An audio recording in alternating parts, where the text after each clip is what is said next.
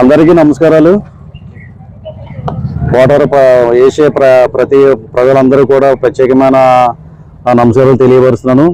ఈరోజు 24/4/2024 తేదీన జై భీమరావు భారత పార్టీ తరఫున నామినేషన్ వేయడానికి వచ్చాను. బడుగు బలహీన వర్గాలు అందరూ కూడా అందుబాటులో ఉంటారని, మీరందరూ కూడా మీ అమూల్యమైన ఓటు మా జై భీమ్ భారత పార్టీ తరఫున ఓటు గుర్తుపై ఓటు వేసి నన్ను అత్యధిక మెజార్టీతో గెలిపించాలని ఓటర్ మహిళలందరూ కూడా ప్రత్యేకంగా విన్నపము తెలియపరుస్తూ ఉన్నాను.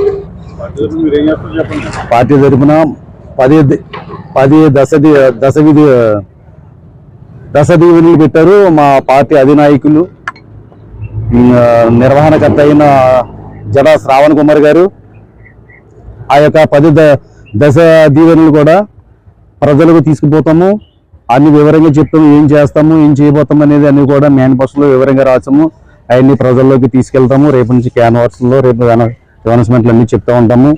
దయచేసి మీ ఓటర్స్ అందరూ కూడా నన్ను ఆశీర్వదించి ఈ యొక్క జై భీమరావు భారత పార్టీ తరఫున ఎమ్మెల్యే అభ్యర్థిగా, నర్సాపురం ఎమ్మెల్యే అభ్యర్థిగా నన్ను గెలిపించాలని